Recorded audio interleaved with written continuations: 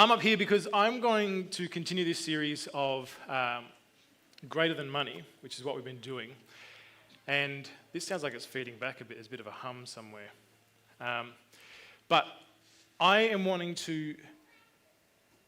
I was asked to speak to this issue of generations, and particularly the next generation. And how do we train up children, how do we train up young people, young adults, to be honouring God with their finances and their resources. And I'm a man. I have a man brain. My man brain immediately goes into all of the practicalities of this. And so within about 5 minutes, I've sort of skeletoned or scripted half of a talk, and most of it is just sort of tools and rules, and here's how you could do it in practical things. And I got to the point of, wow, that's sounding even worse, Jordan. I got to the point of, that's the one. All right, we keep going. I'm still going. I don't know if you can hear me or not. All right, yeah, that's something. Maybe just leave it there. That's the backup. I've lost my train of thought. Practicals, children, yes. To the point of it spurred me to do something that I've been sort of wanting to do, but then not doing it because, life sometimes just gets like that. You have goals that you want to do. We set up a little bank of Hollett at home, and even yesterday I think my son said, I don't think this bank's working very well, Dad. I said, oh no. But the good news for you is my ill-conceived ideas are not the ones you're going to hear this morning. Because I have a wonderful, intelligent, and wise wife who said, how about you talk on contentment? Because we were talking and feel like the biggest lesson in our lives, apart from honouring God with your finances, was learning how to be content in what you have. And if you've spent any amount of time on social media or on the internet as a whole, you will undoubtedly have come across a barrage of adverts for trendy clothes, the latest gadgets, or must-have experiences. We're all there. And to the point where adverts and the internet are so enmeshed that I use a browser that intentionally blocks most of those adverts. And you've probably got ad blockers built into your browsers as well, because nobody likes them, but they're all there and they're overwhelming. And it's a multitude of companies all vying for your attention and your money. And even though we know that the cost of living is going up, somehow all of these prices are on sale and they're going cheaper and cheaper. And there are places like Amazon and Temu where you can get just about everything you possibly want. In fact, there have been some young men, a young man who has come to youth a number of times, and he shows me his novelty shirts that he gets off Temu, and they are novelty. They're quite special.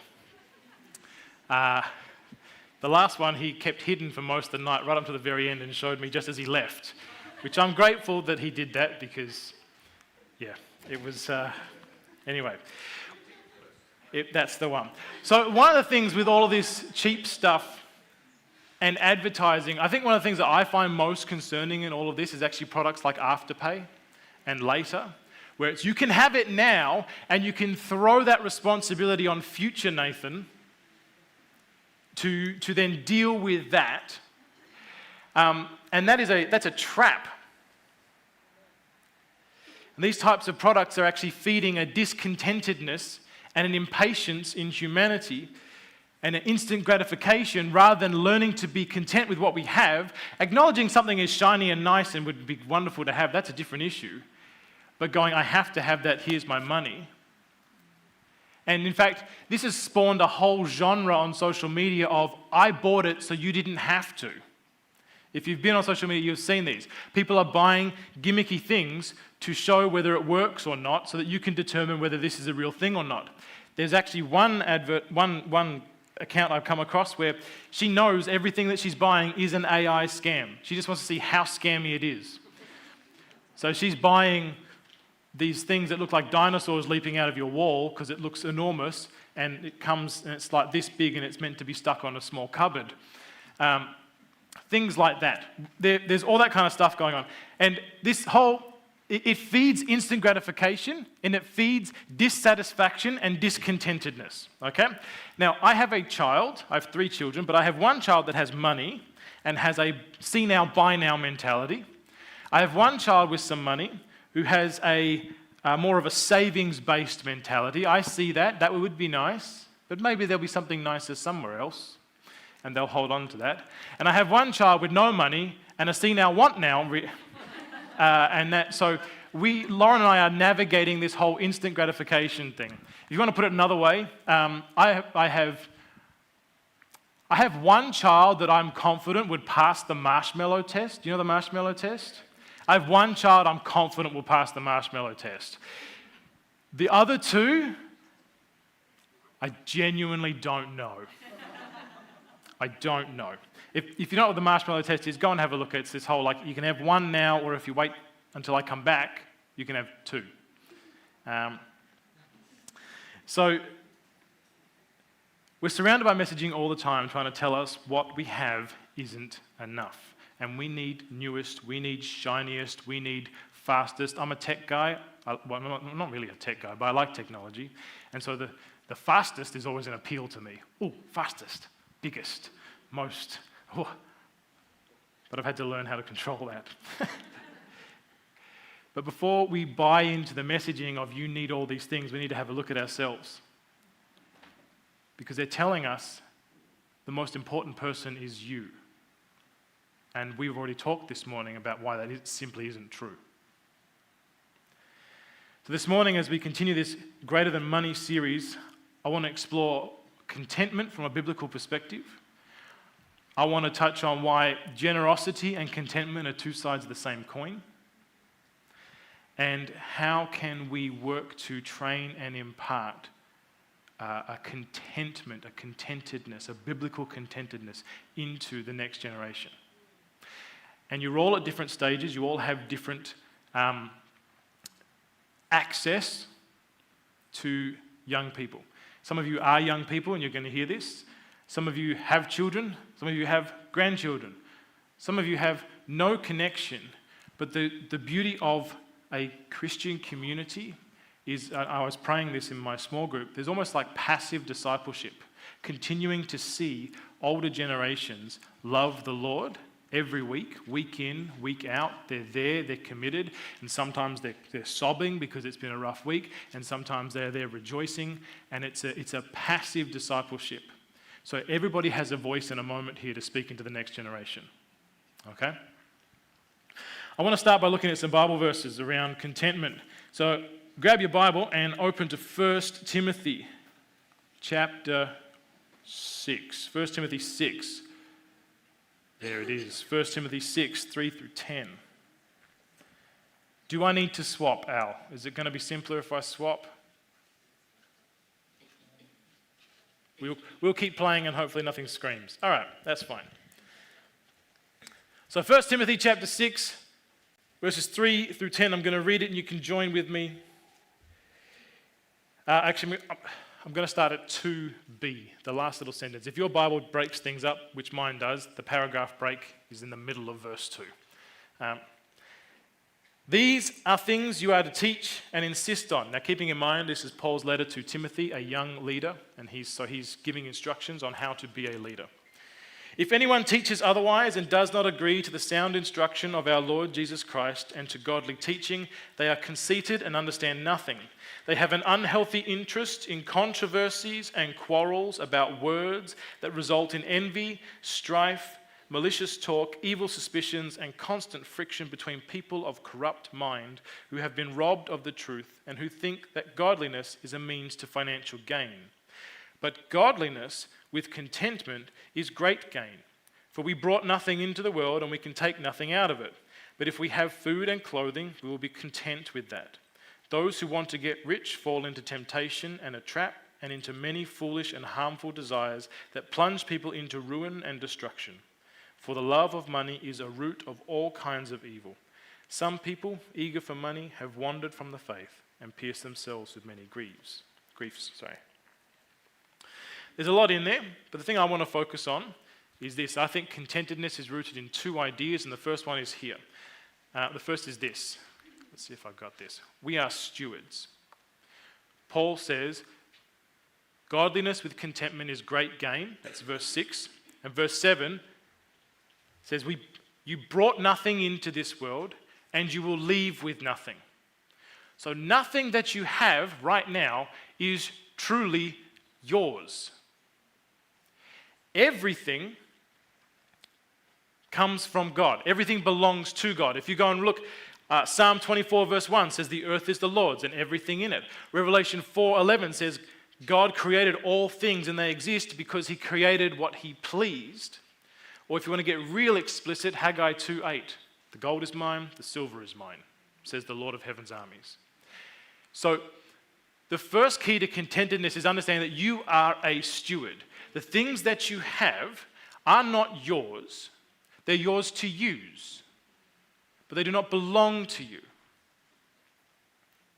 And that is removing the ownership responsibility from us. They weren't generated by us, they weren't created by us, and we need to be able to look after those resources. So let me give you an example of a way this has played out in my life. My sons are very interested in basketball at the moment, which I am quite happy about, generally, because I like basketball. But they love playing it, they love watching it, they love talking about it, they are collecting basketball cards, they're holding fantasy drafts in the front room where they're talking about the cards they already have and their sister's there being the announcer. They are loving it, and that's great, but even I am getting sick of the amount of basketball conversations that are going on in my house. Just this week, one of my sons burst into the bathroom in the middle of my shower and said, "Dad, I thought this better be good." Who's better? It's not starting well. LeBron James or Ja Morant? I said, "Get out." It's intense. So anyway, because now that's the context for this. So because they've been watching basketball videos, highlight compilations of the best dunks from 2025 or the best dunks ever, or they've been watching these guys, they've actually been getting a lot of YouTube ads that come up that are gambling related. And so my children are asking me, what does it mean? And so I've had a conversation with them. I've explained to them what the odds are, why do people do it, and why those ads have those addiction warnings right at the very end of them, and the risk that's involved in those. But I also went further and I talked to them about why, for me, I have a personal conviction that I cannot participate in gambling. You might share that, you might not, that's fine. For me, it's a stewardship issue. My resource is not mine, it's God's, and I've been entrusted with it. And so I'm going to be held accountable for how I've used it. And for me, gambling is a misuse or a mismanagement of God's resources. I'm not being a good steward if I do that, so I won't. But I'm teaching my children about this already. I'm saying I won't because of the value that I have. I won't because I see myself as a steward of God's resources. I just want to make it clear though, this is not like a strike fear in your heart, be very careful about how you use money. I mean, be wise, but it's an issue of you're going to be accountable for how you've used the resources. That's what stewardship is. And Daniel was up here the other week talking about the parable of the talents in Matthew 25. And he was talking about, the first guy, well done, good and faithful servant. Second guy, well done, good and faithful servant. Third guy who did nothing, who panicked, misused it, said, "You wicked and lazy servant." And so the question for all of us is, with stewardship, what are we going to hear when we present ourselves to the master? Is it, well done, good and faithful servant?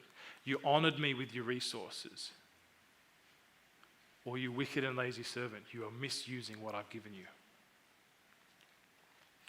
So the first key of contentment is this: we are stewards of God's resources. We are not owners. The second one is trust in God's perfect provision. Now, if you could turn Matthew chapter 6. Matthew chapter 6, 25 to 34. I'll start reading, you can catch up. Therefore, I tell you, do not worry about your life, what you will eat or drink, or about your body, what you will wear. Is not life more than food, and the body more than clothes? Look at the birds of the air. They do not sow or reap or store away in barns, and yet your heavenly Father feeds them. Are you not much more valuable than they? Can any one of you, by worrying, add a single hour to your life? And why do you worry about clothes? See how the flowers of the field grow. They do not labor or spin, yet I tell you that not even Solomon in all his splendor was dressed like one of these. If that is how God clothes the grass of the field, which is here today and tomorrow is thrown into the fire, will he not much more clothe you, you of little faith? So do not worry, saying, what shall we eat? Or what shall we drink? Or what shall we wear? For the pagans run after all these things, and your heavenly Father knows that you need them. But seek his kingdom and his righteousness, and all these things will be given to you as well. Therefore, do not worry about tomorrow, for tomorrow will worry about itself. Each day has enough trouble of its own. So for me, these are the two key ideas. We are stewards. The second one is trust in God's perfect provision. Because I think contentedness is rooted in trust in God.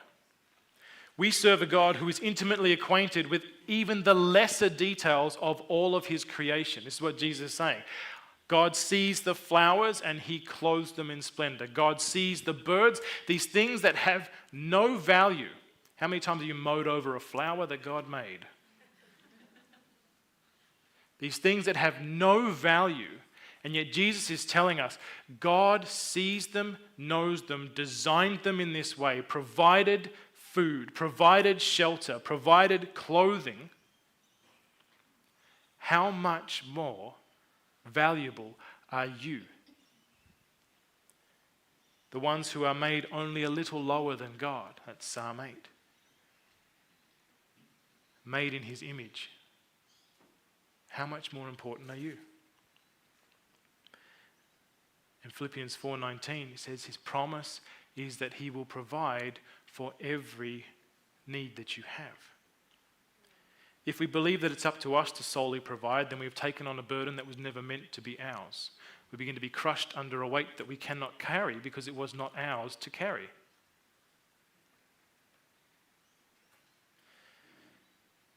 And this way of thinking, taking on that burden, speaks of our need to grow in trusting God. It goes back to the very first talk in this series, Greater Than Money. Wayne talked about abundance and scarcity. Do we serve a God of abundance or scarcity? Our culture would have you believe that we are in a world of scarcity. There isn't enough food. There isn't enough water. There aren't enough houses. We can't look after ourselves. And look, there are some truths in some of that. We do have a very clear housing problem in Australia. But the scarcity narrative wants you to believe you'll be unable to find contentment because scarcity drives demand and fear. And those are the opposite of contentment.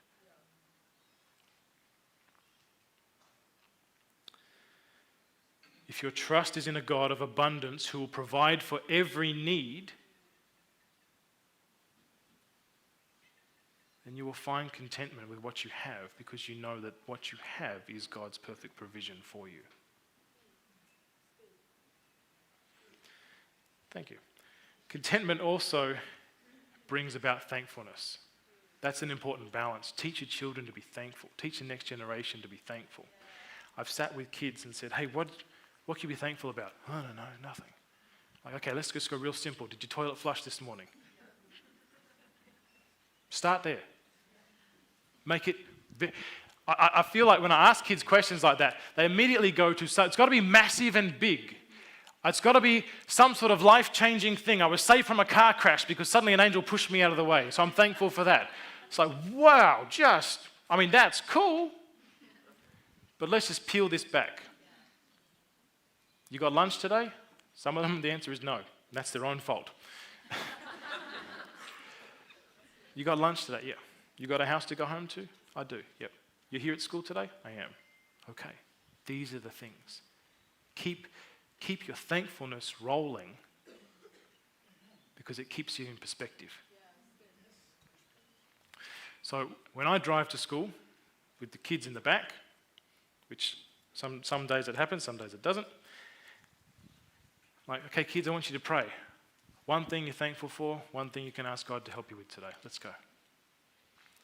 And we do highs and lows around the dinner table at our house because we're trying to cultivate a recognition of things we can be thankful for because that will breed contentedness. Before we go further, I just want to touch on something from Philippians 4. In Philippians 4, Paul makes it very clear that contentment has no connection to what you have or don't have. He says right there, I know what it is to be in need and I know what it is to have plenty. Is that big enough? Okay. I have learned the secret of being content in any and every situation, whether well-fed or hungry, whether living in plenty or in want. I can do all things through him who gives me strength. Paul's going, I know what it is to have nothing. I know what it is to have a lot. I know what it is to go through seasons of leanness and seasons of fullness.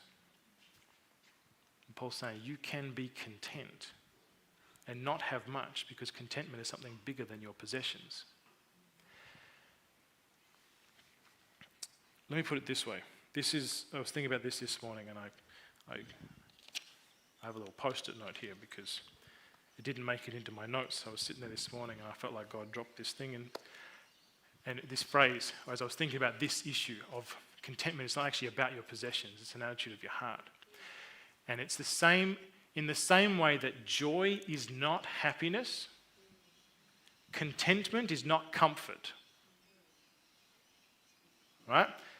You understand that? Joy is not happiness. Happiness is a surface emotion. Happiness fluctuates on the day. Joy is a reality that sits in your spirit and your heart. It is something on the inside that is there because God has placed it there. And you can have joy in the most darkest and grieving places. I've seen people who have been strengthened by the internal joy of the Lord while they grieve a family loss. That's not happiness. You see, that's not happiness, but there's joy in that place. So what I'm saying here is contentment, and what Paul's saying, forget me, Paul's saying is contentment does not equal your comfort in life. God will provide, and Paul knows that. I've had a lot, I've had little. It goes up and down, and I'm content in it all. Because contentment is a reality on the inside, not subject to the movements of your possessions or your resources. Understand? So I'm not here trying to tell you that if you trust in God, you will never encounter difficulty. That isn't it. Financial difficulty or otherwise. What I'm saying is that you can find contentment in trusting the Lord, and you can find a peace that surpasses understanding in the middle of whatever circumstance you find yourself in. Because you will be able to do all things through Christ who strengthens you. We take that verse. That's the context is contentment, right? We're like, you could be strong, children, because you can do all things. The thing is contentment. The thing is Paul going, I've had a lot and I've had nothing, but I've remained consistent because I've found my contentedness in the Lord. I can do all things through Christ who gives me strength. Let us not rob our children of the realities of the truth in the Bible because we take a verse and go, that's cute, and makes a great memory verse. I spent my entire childhood going, Philippians 4:13 means I can do it, run, jump, push. Right? No. I mean, yeah, maybe, but no. It's an issue of contentedness. It's an issue of the heart. It's saying, because Christ is with me, if the squeeze is on, I can get there. I can do it. And when there is a flow for plenty, I can do it as well. I remain the same who I am because it is God who strengthens me. So contentment is, for me, is these two big issues. We are stewards and we have to trust in God's perfect provision. I want to talk about contentment and generosity, two sides of the same coin. It may have become obvious to you while I'm talking, but I want to make it really explicit. Generosity and godly contentment are inextricably linked. For a long time here at New Life, we have sought to frame honoring God with our money through the lens of understanding that we serve a generous God, and so we are to become more generous as we become more like Jesus, because that is what generosity is. God has shown it to us first, and we are reciprocating, or we are imitating. I want to suggest to you today that as we grow in generosity, we will equally grow in contentment. And as we grow in contentment, we grow in generosity. No matter where you start, you'll wind up in the same place. If you set yourself a goal to grow in generosity, whether through things like, number one, bringing your finances into godly order, and there was a slide on the screen last week about that. You can go back and have a look at that, to do tithing. Or whether it's setting yourself a stretch goal. Wayne talked about that last week, setting a stretch goal, something that's going to cause you to have to lean into God more. Or an increase in secret giving.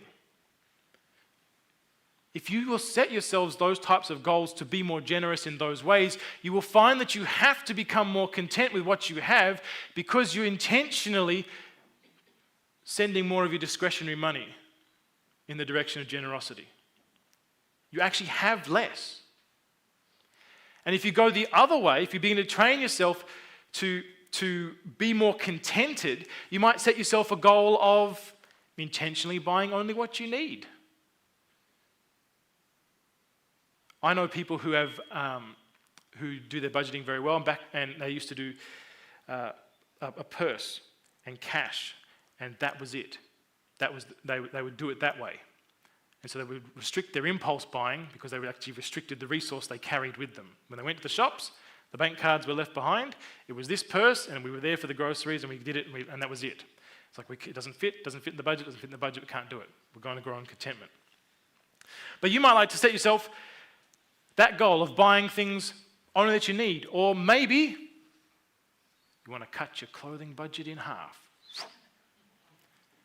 Go to the op shop a bit more, maybe. Stretch it even further. Some of you are going, I want to go to the op shop. I've found that women like the op shop, and I can't bring myself to wear someone else's clothes. So I walk in, I go, oh no, hey. I don't know, I don't have the eye for it. I need someone to tell me what, wow, we're having a talk on Friday night about fashion. And the joke was made, oh, Nathan's great at fashion. I said, no, I'm not. Maybe you want to drop one or more of your streaming services. Do you really need 4? Do you need 3? Do you need 2? Do you actually need 1? Maybe you want to get rid of those. If you were to do those things, then you'll be able to move money into what Wayne referred to last week as a grace account. An account set aside so that you are able to give generously without thinking, because money is there. It's a great place to be. When you start separating out your money in those ways, you have an account where if the Red Cross come and knock on your door, you're like, you know what? I've got money in that account. Boom. Or you hear about a friend in need. You're like, you know what? I can help you out in this one. And it doesn't bother. Your generosity increases because your contentment has increased. Your contentment has become important and a priority to you, so you're able to give away more without thinking, without panicking. Am I going to have enough? Because you're already living on the less anyway. It's effectively gone. Two sides of the same coin, do you see? When you start with one, you'll get the other. When you start with the other, you end up with the same. Contented and generous people function as conduits for God's resources rather than buckets. Contented and generous people receive God's resources freely and give it freely. They function as conduits, not buckets. Does that make sense? It's freely come, freely go. As I have been blessed, may others be blessed through me. So let me just sort of lob this hand grenade out there, and then I'll move on. The hand grenade is this. If you think you're doing pretty well with contentment, is it turning up? Is it freeing you to be more generous? If you think you're growing in generosity, has your heart begun to grow in contentment as well? Do you know how you'll know about that one? When you go to the shops and you see the shiny thing, you'll just move away. You'll be able to walk past it. You won't have to touch it. We go to Costco, my son runs up to the iPhones. You could just leave it, we're not buying one. Like, we're absolutely not buying one. But is it turning up in your life? Is it being reflected in your actions? Is it being reflected in your money? And this, I can't remember if this joke has been made yet or not during this whole series, but I was having a conversation with someone the other day, and I said, it's a joke, but it's real, and it works. If you don't tell your money where to go, you'll wonder where it went. Right? If you don't tell your money where it's going to go, you will wonder where it went. That's the reality of generosity and contentment at work in your life. All right, let's talk about next generation. There's a couple of ideas here. So the goal here is, how do we model to the next generation? Because it's caught rather than taught. Okay? It's your actions that they see. It's how you engage with things that teaches them more than your words themselves. And Lauren was up here earlier talking about, they will see the faith around them, and it encourages them, and they catch that. More than the conversations that I'm able to have. Because sometimes I'm not able to have those conversations. Sometimes you're just too emotional, too wound up, too worked up to have that kind of a conversation. Well, maybe that's just me. To have that kind of a conversation with your child. But what they will see is they will see how you model it. They will see, husbands, they will see how you treat your wives. Wives, they will see how you treat your husbands.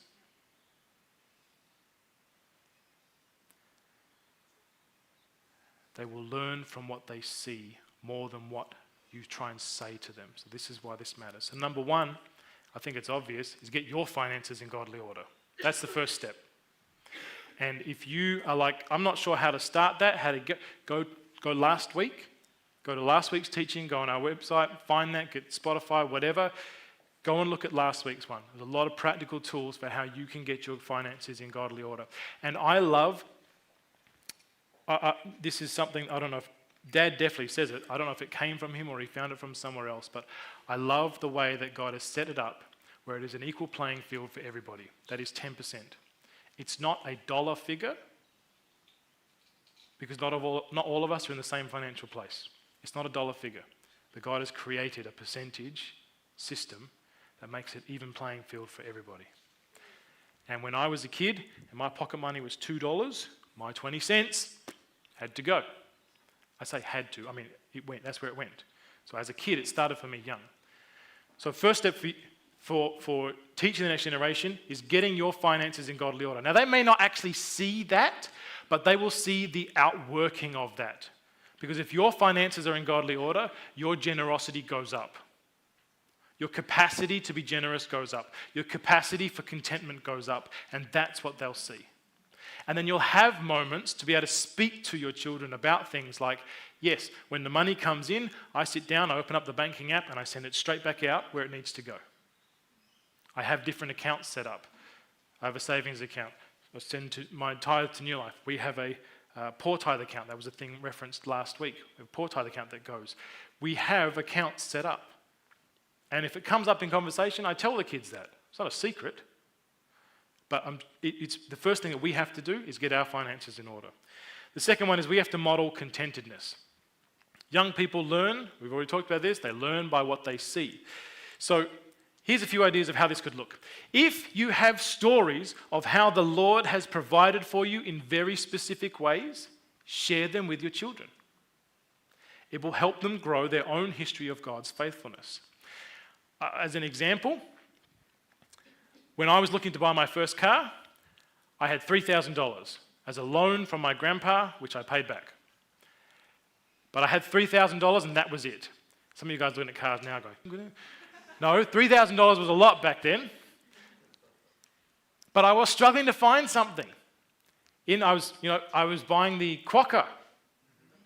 Oh, there we go. I was buying the Quokka and going through ads, and back then you just had to phone people. You had to call. You couldn't message them.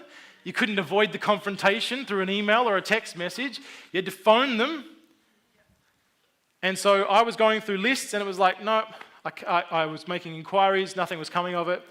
And my mum goes, hey, look, this car's nearby. That sounds pretty good.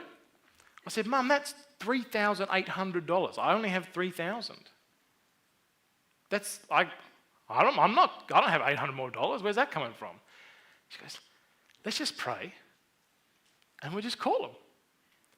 This is not going to go anywhere. She calls them. She goes, my son only has $3,000. If he comes today, is it worth it? Because we can't go any higher than 3. They said, if you come now and you like it today, you can have it for 3. It's a big discount. I said, right, well, clear my schedule, let's go. And I did, in fact, buy that car. And it contained all of the things that I never wanted. It had a subwoofer in the boot. It had racing bucket seats. It had a racing steering wheel and gear shift. It had a neon light on the inside. And a modified muffler so you could hear me coming for a long way. All of the things my friends wanted and none of the things that I did, and I wound up with it all. For less. God provided for me. Right? Share your stories of God's provision with your children, with the next generation. Number 2 is this frame budgeting conversations with how can I honour the Lord with the resource He's given me. Continue to build a stewardship culture in your family.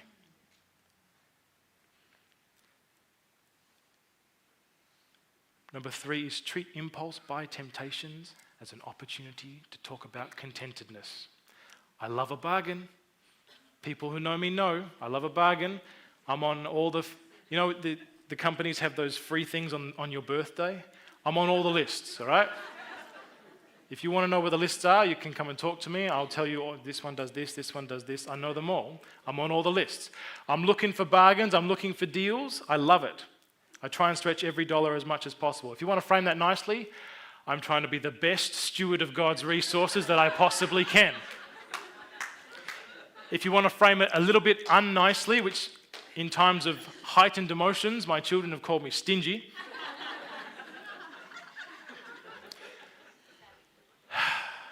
Savvy, we'll go with that. But here's the thing, my son is actually similar, except he thinks that every sale tag is of value.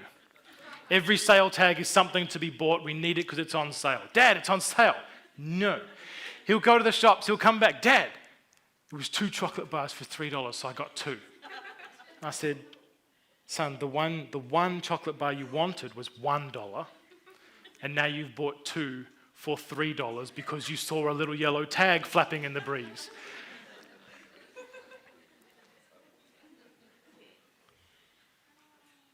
We go to places like JB Hi-Fi. You stand in front of the big shiny TVs. You go, boy, this would look good in my room, wouldn't it? You stand there. There's a little voice. We should get it. It's not the demon on my shoulder. It's the cherub standing next to me. We should get it, Dad. I say, it would be nice, wouldn't it? But the TV we have works. In fact, you pulled one off the street just the other day, and that one still works. So, Verge pickups are great, aren't they? But every time there is an impulse by temptation and your children are there, it's a moment to go, we don't need that. What we have is good.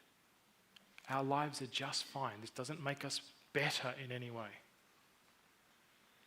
And we want to be a family. We want to have a culture of contentedness, recognizing everything comes from God and He provides for everything that we need. And if we needed a new TV, the old one would break.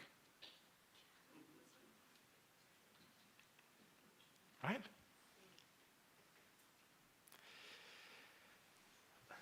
The last one under this modeling contentedness is this. Everything is a values choice. I'm trying my hardest as a parent to help my children understand that everything is a values choice. Saying yes to one thing is saying no to another. When my children come home at times and they'll say things like, I should have thought of a good example for this, but they'll make a comment and they'll say, that person's terrible because they're doing this, this, and this. And I say, no, hang on. They're not terrible. They're making a values decision. It doesn't align with our value decision, with our values, but it's just a values choice, okay? And so I'm trying to help them see that to say yes to honouring God with our finances is to say no to a consumer culture. Saying no to an impulse purchase can be saying yes to being generous with what we have. Everything is a values choice. What is the highest value?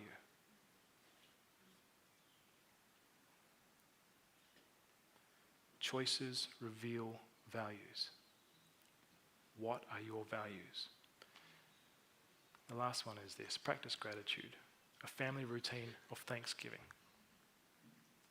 I know some people who take time every week to write down a handful of things on a piece of paper and they stick it in a jar. And then at the end of the year, they open the jar and they revisit the year that has been and all the things that they've been grateful for. That's great. That's one example of it. We do highs and lows around our dinner table. I already talked about this. But practicing gratitude is modeling contentedness to your children. They learn and they remember the ways that God has been faithful to them in everything. And you know what? You get the opportunity to talk to your children. What do you do when the answer isn't what you want it to be? When the answer to prayer isn't what you want it to be? Can you still trust God in that moment? Can you still trust that He's got you? Can you still trust that He's going to look after you because you didn't get the thing that you were praying for? I'm remembering a story. I think I was 8 at the time, and my family, we decided if you know our family, you know that we moved to America about 7, 8 years old. When I was 7 or 8 years old, 1996. And we didn't know how we were going to fund ourselves. And I don't even know how this was a thing, but apparently it was. You know the company Jarrah that makes this hot drinks, sachets and things? They were running a promotion. Again, I don't know how this works. In 1996, 1995, and 1995, they were running a promotion. You could win a green card. A green card was what you needed to go and work in the US. It was a piece of paper that said, you are legally allowed to work here. That was the promotion. I don't know how that works. So do you know how many Jarrah packets we bought? Loads. Do you know how many times we prayed over every Jarrah packet that we had every night for like a long period of time? All the time. Did we win the competition? No.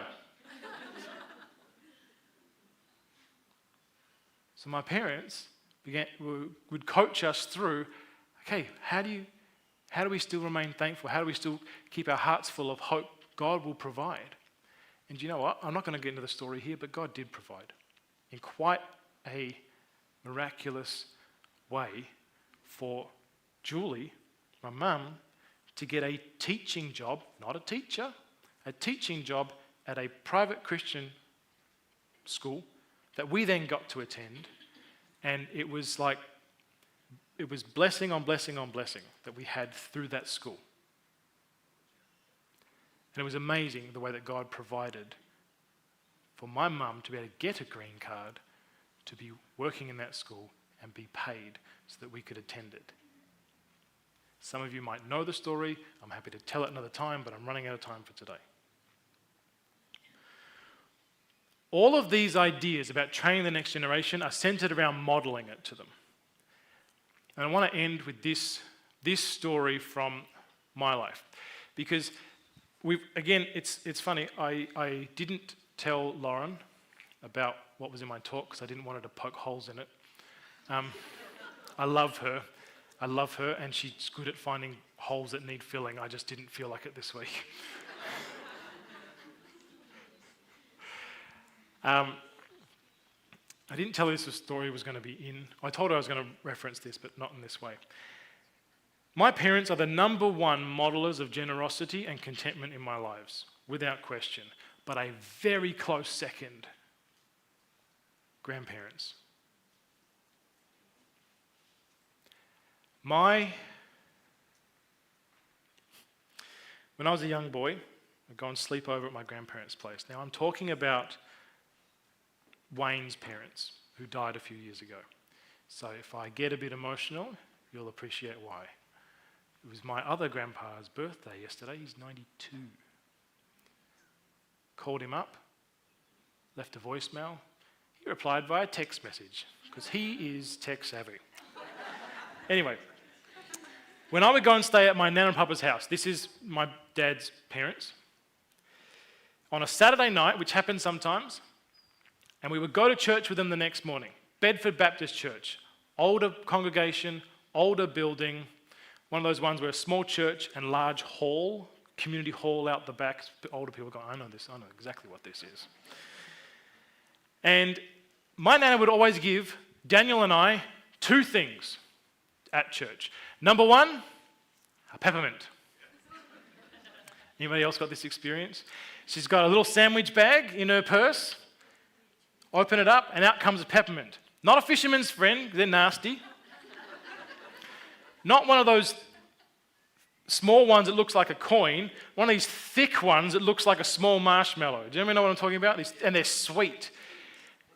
And so we would, can we have a peppermint? Come here. Okay, here you go. There you go. So we'd always get a peppermint. Sometimes we get 2 if we were lucky. But the other thing was that every time the offering bag came by, she'd reach into her purse and she'd fish out a couple of coins. That's for you to put in, that's for you to put in.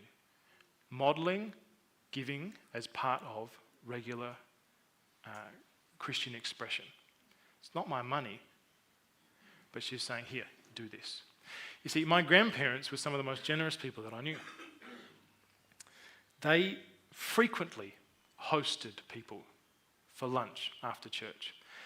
When Bedford Baptist closed down and they started attending Perth Baptist in the city, there were lots of foreign students who were attending Perth Baptist or Perth Central Baptist. And somehow, these students would always wind up at my grandparents' place after church for lunch. This is my 80-plus grandparents still hosting people on most Sundays because their outlook was, these people need love and acceptance. They've got no family. We will be their grandparents as well. And so we would go and visit my grandparents and they'd say, well, we had these people over for lunch on Sunday and these people, or was that the week before? We've had people, and photos would start appearing on the fridge or around the house. So who's that, Nana? Oh, they're from Taiwan. They came over and they started attending church and we had them over for lunch. And then they come all the time. At my grandparents' funeral, there were all these people I'd never seen before because they had impacted their lives through the generosity of hosting people. The other thing my nana was really good at, and I don't know, we've said this here on a Sunday before, but I know Daniel put it in the eulogy. My Nana, Dan referred to her as the Queen of the Golden Handshake. My Nana, for most of my life, if there was a family gathering that was sort of like Father's Day or Mother's Day or just we're getting together for the heck of it, she would come and give you a hug, and then she would shake your hand. And then when your hands separated, there'd be something there that wasn't there before. And as a teenager, it was usually like a $5 or a $10 note. And she would say, go and do something fun in the holidays. I say, okay, thanks, Nana. Then I started dating Lauren. And that $5 or $10 shifted to $20. Let's do something nice with Lauren. Okay, Nana. And then as my children arrived, it was really a golden handshake. Do something with your family. And I used to say things like, Nana, you don't need to do it. It's okay. You know what she'd say? Can't take it where I'm going. No. She'd throw her hands up like, don't you give it back to me. Can't take it where I'm going, might as well spend it now. This is, you came into the world with nothing and you will leave it with nothing. We are stewards, and my Nana was committed to being a conduit of God's resources in her life. Whether it was generosity in hosting or whether she was shoving cash into her grandchildren's hands, she modeled generosity to me.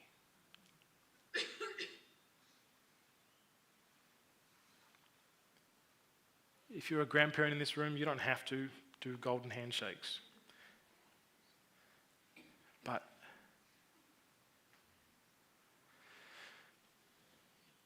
you can be a significant model of generosity to your grandchildren.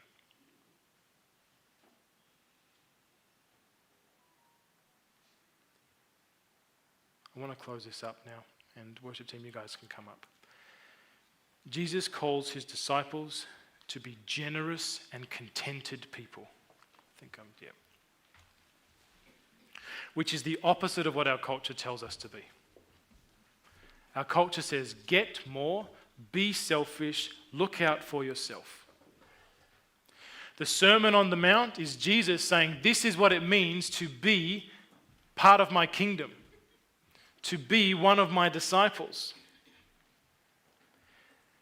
The next generation are swimming in a much more treacherous current than I ever had to go through. That's how I feel. They need to see generosity and contentedness modeled to them in your lives. Young adults, you can show your friends, your peers, Christian or otherwise, what it means to be generous and contented. We've already talked about parents, we've talked about grandparents. And they need to see it modeled in every season of life, whether it's we have a lot right now, so we give a lot, or things are tight. But even in that place where things are tight, we say we still honor God with our finances. That's how we show contentedness. That's how we show generosity. It will look different in different seasons, but the message will be consistent. Contentedness is not comfort. Comfort depends on those ups and downs of the season, but contentedness remains steady through it all.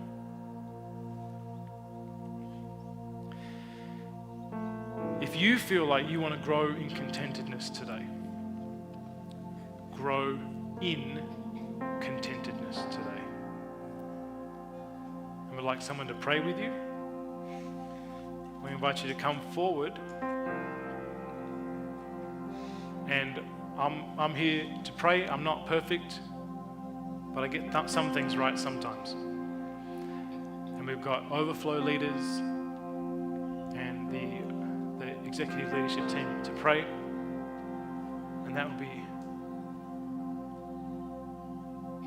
wonderful. We would love to do that with you.